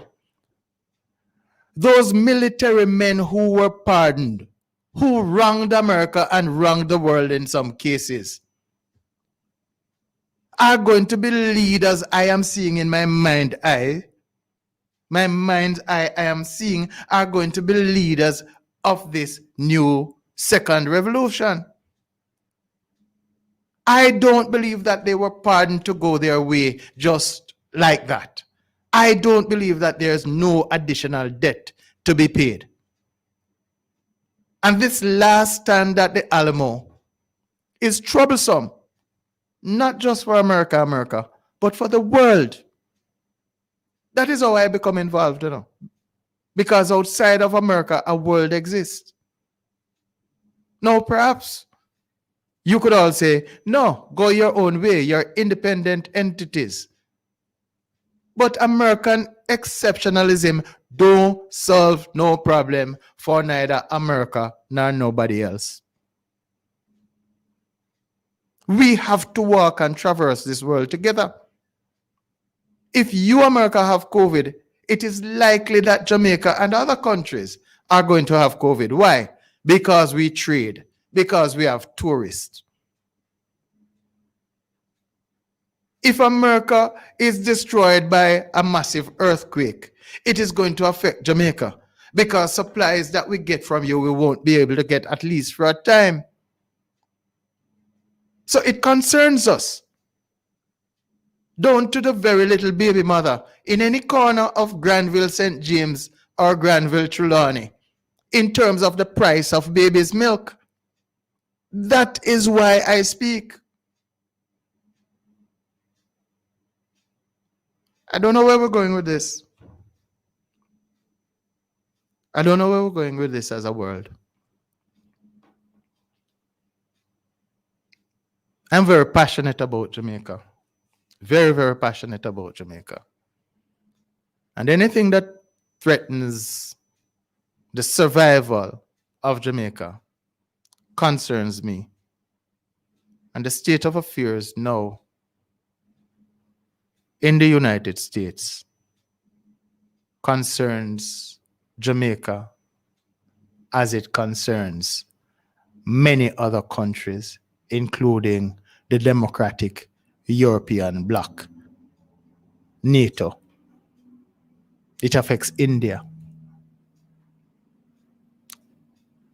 China might not care because this, politically speaking, is advantage China. This, politically speaking, is advantage Russia. But those are totalitarian states. And we are choosing not to live like them. And we want not to live like them. So this concerns us. I tell you, no visa for me.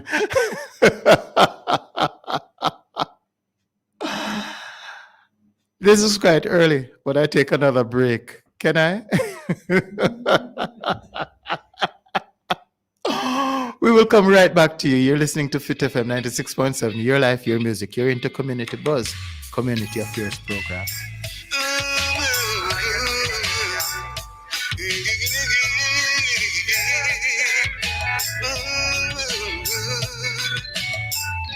Open doors still not welcome. People seeking to find some wisdom. Some working hard to gain an income.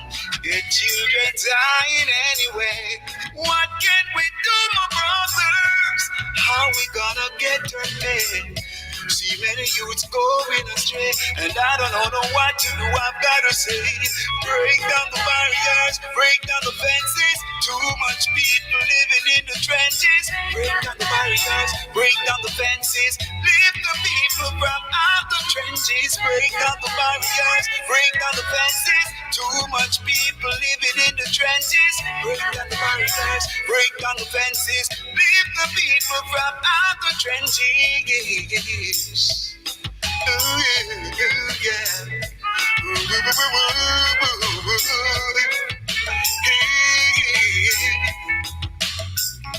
No more segregation. We've got to stop this division by politics and religion. We've got to develop a plan now. Rise and stand up now. We won't be no clown no more. We've got to break down the doors, cause we can't take it no more. Break down the barriers, break down the fences. Too much people living in the trenches. Break down the barriers, break down the fences. Lift the people from out the trenches. Break down the barriers, break down the fences. Too much people living in the trenches. Break down the barriers, break down the fences. Lift the people from out the trenches.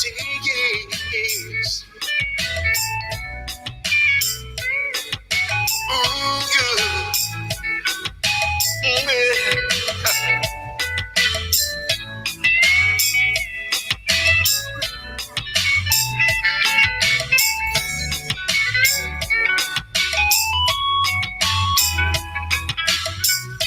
Open doors still not welcome. People seeking to find some wisdom. From working hard to gain an income. Your children dying anyway. What can we do, my brother? How we gonna get her paid? Many youths going astray, and I don't know what to do. I'm gonna say, break down the barriers, break down the fences. Too much people living in the trenches. Break down the barriers, break down the fences. Lift the people from out the trenches. Break down the barriers, break down the fences. Too much people living in the trenches. Break down the barriers, break down the fences. Lift the people from out the trenches. You got to rise up. You gotta get up now, now. Ooh, well. Break down those barriers. Ooh,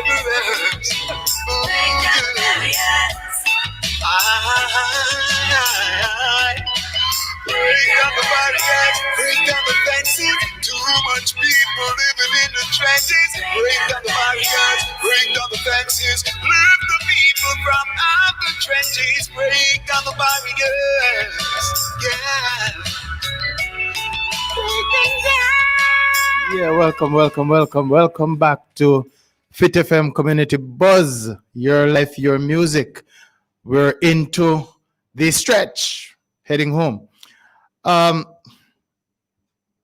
You heard what I was talking about just now in terms of the delicate nature of democracy as it stands now.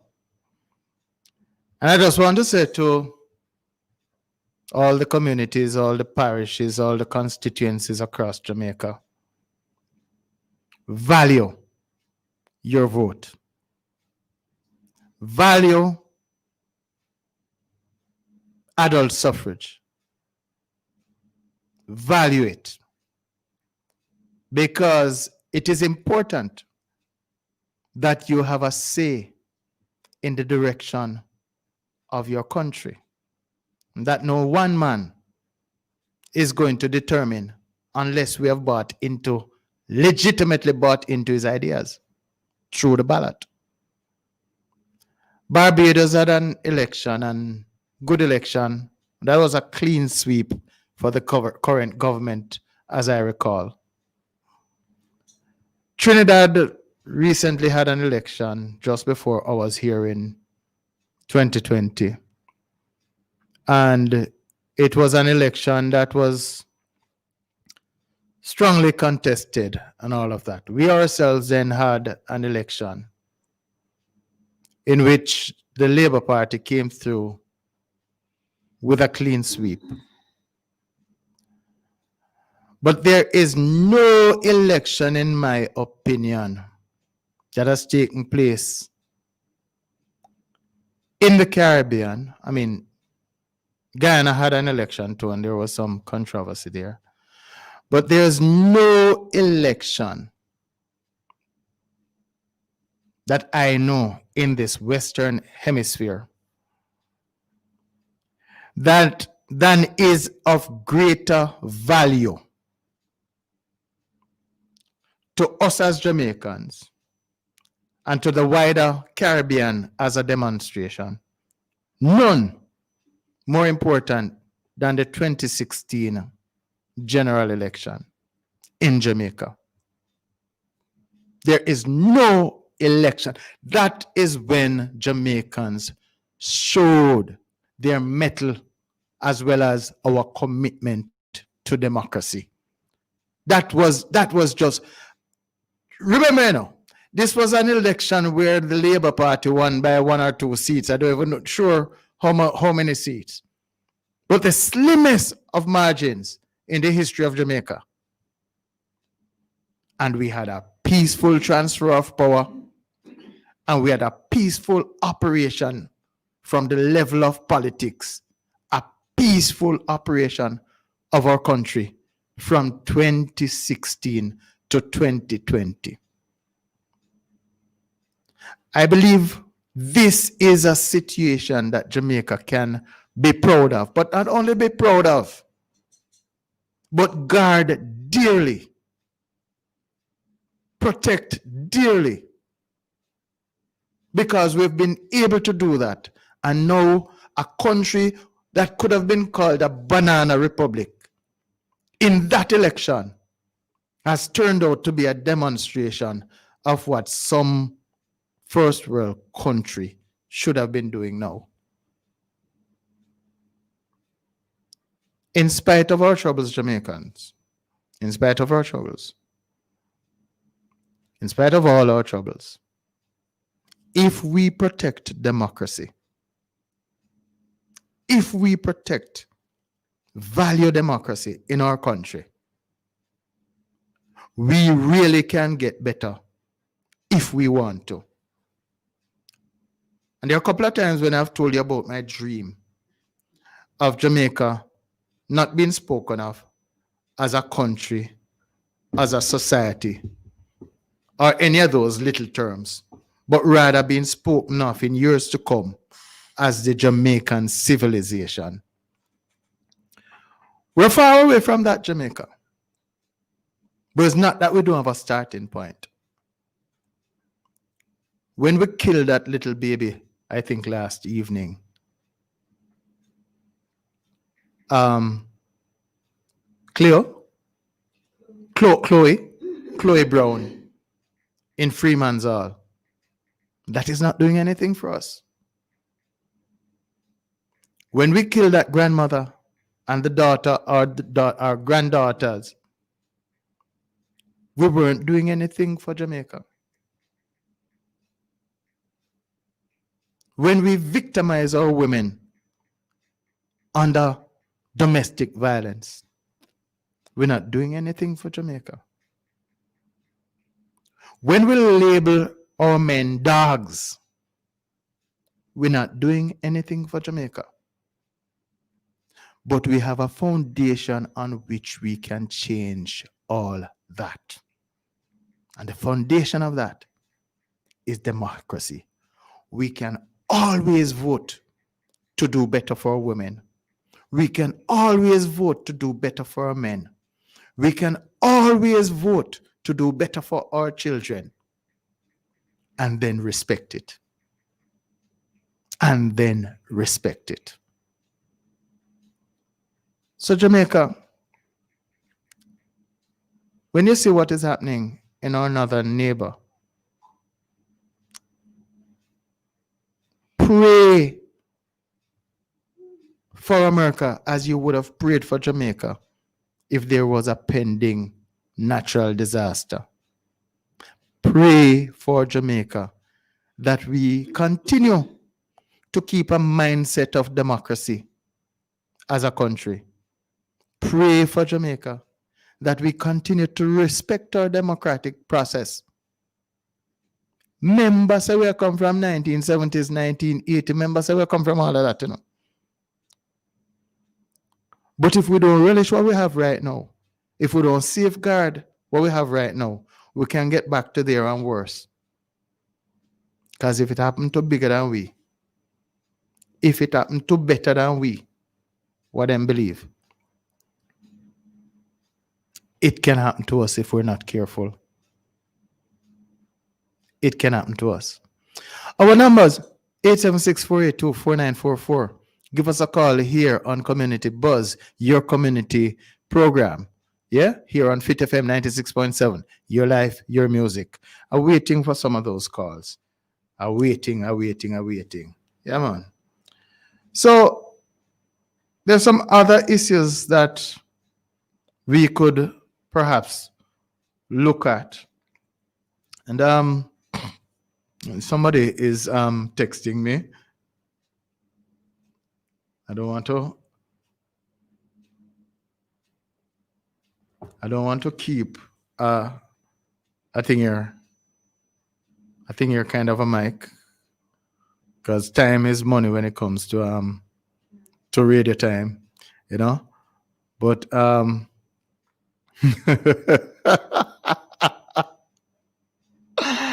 I tell you, I'm trying to search for a comment from the Reverend Dr. Pastor Nugent. He made a comment. I'm trying to find it. I don't know why it's giving me trouble. Can you explain? Can I explain what, Reverend? Okay. You're seeing it? You're picking it up? Yeah. Check it out for me, please. Saying that morality, he's asking a question, morality is determined by an individual's free will. He's asking you, can you explain that, please, Mr. Wallace? If morality is. And then Dr. Asher is saying, while man has free will, it must be governed by God's principles and laws. For Dr. Just to take Dr. Asher's question first, that is not true. There's no must be governed by God's laws kind of a thing. The essence of free will given by God is for man to damn his soul if his soul chooses. And God will split the difference. Yeah, that is the essence of free will. And that the devil do and get himself in a trouble with God, right? Display that same free will and decided that him better than God. Man can do the same thing too. The fact of the matter is that we will not prevail if that is a choice we make. But God is not compelling anybody to worship or adoration. If it is not free will, my understanding and what I've been taught is that God is going to accept your offering and accept your offering from your heart. And nobody can tell you what forgive God, when forgive, and how. It is your will. And when your will conflicts with God's, then you are dealt with at the great white throne judgment. That's my understanding. All right. In relation to Pastor Reverend Nugent, now repeat the question for me, please. He's asking you, morality is determined by an individual's free will? Can you explain that? No, not necessarily an individual's free will, but usually, and that's why you see I mentioned today sociology themes and perspectives by Harry Lambus. You see, it is always grouping. It is always groupings that determine morality. Say if an except for a hermit who go out somewhere, live by himself and live by his own rules there. And then when you talk about morality, is relative to how you live with other people. So unless you isolate yourself from other people, all right? So morality is usually determined by a group. Morals, values, all those things are group decisions. They're kind of a way that we've decided to operate as a group, almost like a constitution, because a constitution is an extension of that. All right. So, Reverend, I don't know which direction you wanted to take that, but that is my understanding of how morality is arrived at. It's a group decision. All right. I'd love for you to call me though, Rev. I'd love for you to give us a call at 876-482-4944, and we can take it from there. What a prick I get myself, you know. These big intellectuals out to knock me out. Producer, you can't save me. All right, so where was I before I got? 2016 election. Well, the value of 26. I think primarily, you know, it's the most beautiful election that Jamaica has ever experienced. Most beautiful, just by virtue of that thin margin. Yet there was no hiccup with respect to the transfer of power. Not at any point in time. Yeah, we hear complain about who buy vote and by election and all that kind of a thing. But at the same time, fundamental respect was due to the democratic process. And we as Jamaican citizens, very high title, you know. The highest title given to man is man. The second highest title is being citizen. Can talk to Socrates and Aristotle and all them guys about that notion. But the second highest position of man, title of man, is citizen. The first one is man. You know? So, as citizens, we must begin, Jamaican citizens in particular, we must begin to appreciate the goodness of democracy as it exists in Jamaica. We must appreciate the goodness of our constitution, our morality as transferred by the constitution. We must respect it. Yeah? And then there are other little norms and values. How we speak to each other, how we relate with each other, how we settle our disputes, all of that kind of thing that comes into the fray. But all those are still governed, or most of those are still governed. Because you can't say certain things to people and feel, say, end up a court with it too, Can't slander, you can't just say anything and end up a court. So even some of what we say in terms of our own personal values maybe be prevailed upon by the laws of the country. So, Pastor Nugent, further this discussion, tell me what go on here, so, and let the people hear you, because we're longing to hear you down here, Pastor. We're really, really longing to hear you. So, talk to us, please. I want to run retro onto an item. And I'm going to call for the current member of parliament to give us a word on Rockbridge. The disrespect that has attended us with respect to Rockbridge since it has been closed is just downright messy. And I think with you, Mr. Over Hamilton, a new member of parliament, I'm not so sure that you want this disrespect to continue under your watch. The people must be spoken to.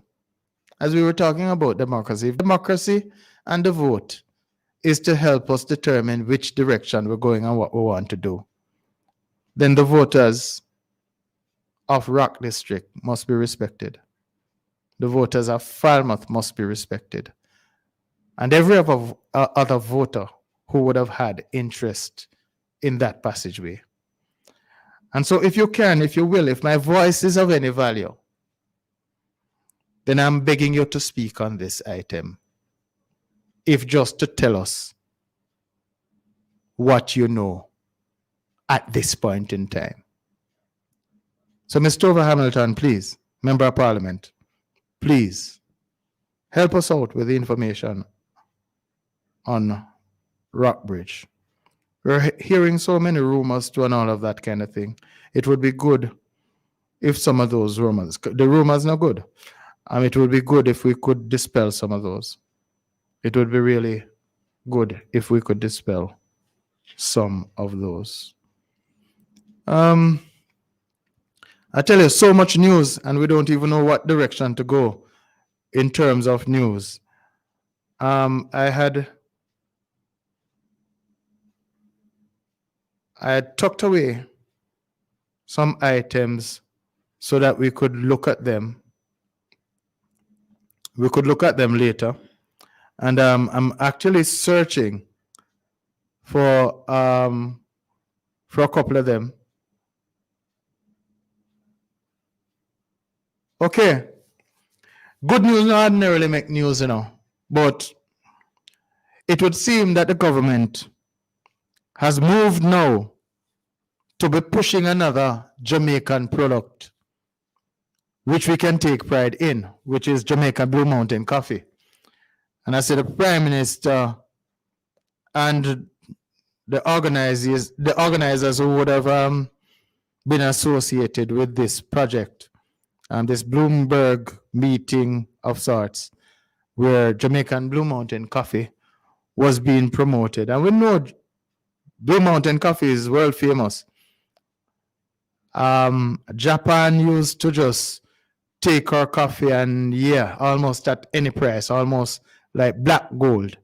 Something happened during the last 10 or so years, perhaps 15, that caused us to be in problem with the Japanese market. And so that also affected the international market. Jamaican Blue Mountain coffee prices started falling. And so now it is a good thing to see the government taking interest in reviving that particular product. You see, I was searching for some news, and I tell you, my producer, Julia Michael Benaya, is expert at her craft because she made me look like me don't know how to use the instruments. You remember I asked earlier, and I'm gonna come back to the Jamaican coffee product. You remember earlier I'd asked about what was happening with the field hospital and getting some of those COVID patients in. Well, here she's found an article for us. Falmouth Mayor welcomes good news about field hospital. Falmouth Mayor Colin Gager is upbeat at news that the field hospital that is being erected on the grounds of the Falmouth Public General in Trelawney is slated to be completed by the end of this month. So we're 2 weeks and a little bit away from the end of the month. The Falmouth Hospital is one of three of the country's primary healthcare facilities that are currently near COVID-19 capacity. You remember that 85% that I spoke about earlier on, listeners? That is what they're talking about. Capacity. As Jamaica has seen a spike in increase of the pandemic over recent weeks. According to healthcare officials, the rise in cases is mainly in the western end of the island, and the development has placed a strain on the health facilities there. Falmouth, Spanish Town, Linstead hospitals are all above 85% COVID. If me only, it shows me I follow my thing though, because Sima mentioned the 85% earlier on, and it come back in this article. A little bragging rights there.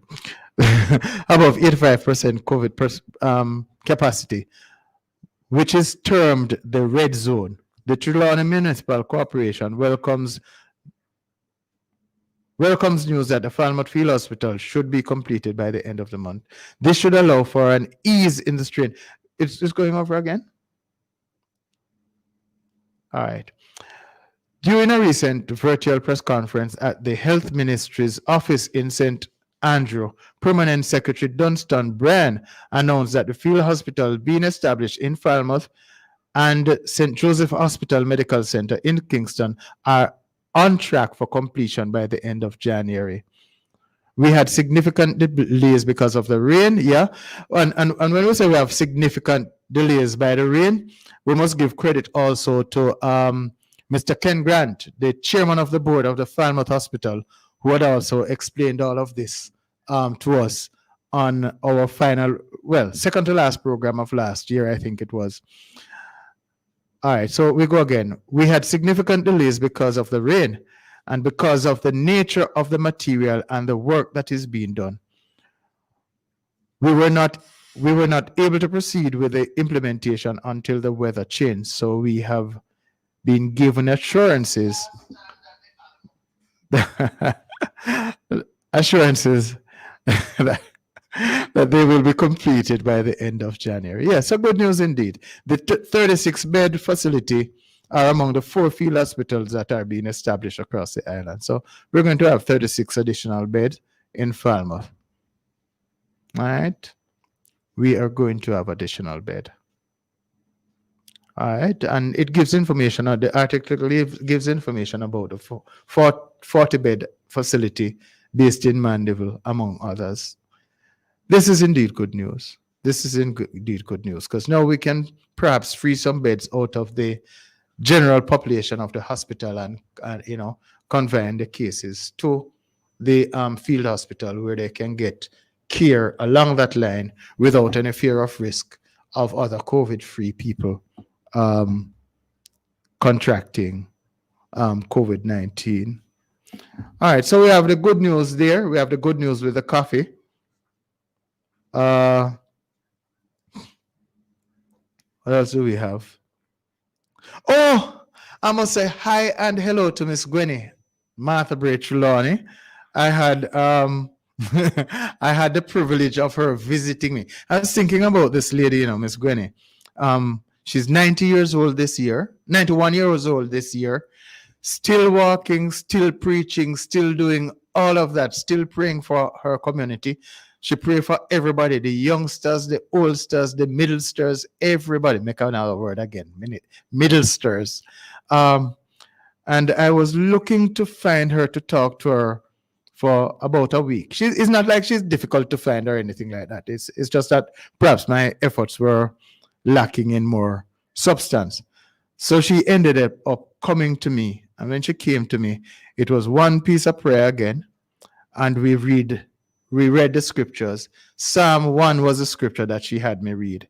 I don't know if Miss Gwen is tricking me, but she told me that she can't read. However, she found Psalm 1 and instructed me that is what I needed to be reading.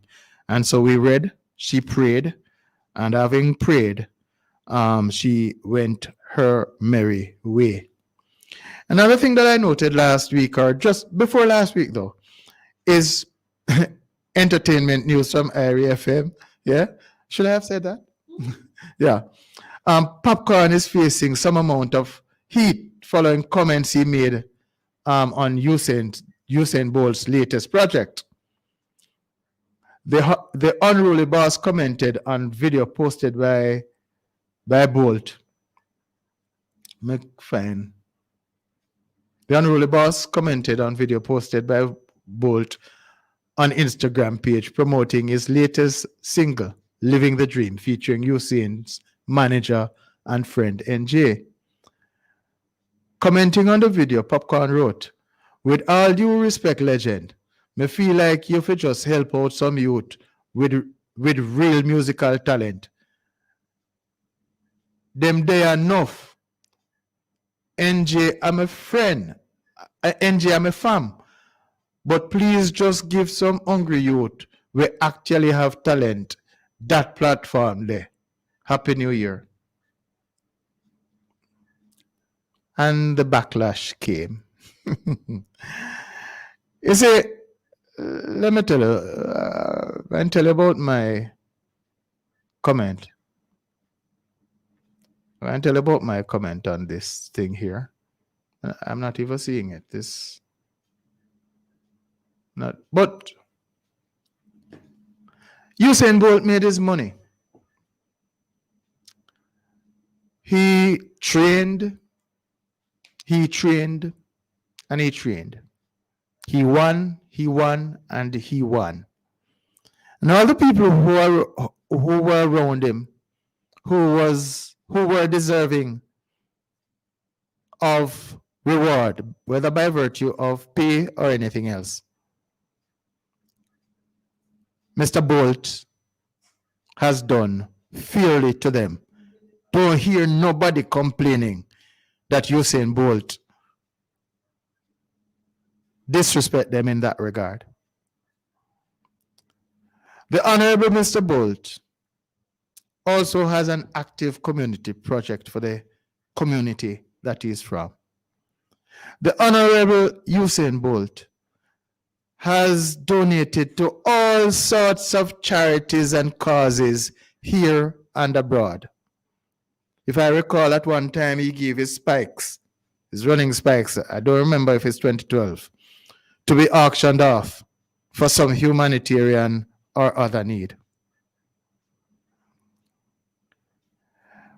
Mr. Bolt, Honorable Usain Bolt, doctor, has dreamt And he's now living the dream. Popcorn, where upon? Where upon? You see, to level, and I tell you, disrespect causes most problems in Jamaica. To make this comment concerning youth who have real talent was very disrespectful. Could have been said better than that, Popcorn. It could have been said better than that. A letter to Honorable Dr. Bolt requesting assistance for a particular cause perhaps could have worked better. A note saying, yo, legend, we have some little people across the free, so we need some help, You can spare a little time, effort, or consideration for them. Would have been appropriate. But to disrespect the man's project, I'm not so sure that you needed to go there, Popcorn. I know you're perhaps not hearing me. You perhaps meant well in terms of assisting the development of younger artists. But to make the judgment about whose talent better than whose, one thing I've learned in life, I can tell you. A man puts out only his very best ideas. I say, I don't care how you think about him idea. It's because him think it's the best idea that him have why him push it out. And not only does he push out an idea isolated from himself, he is actually that idea. So when you shut down a man's idea in making a judgment as to better, you're really attacking the man. I have learned that.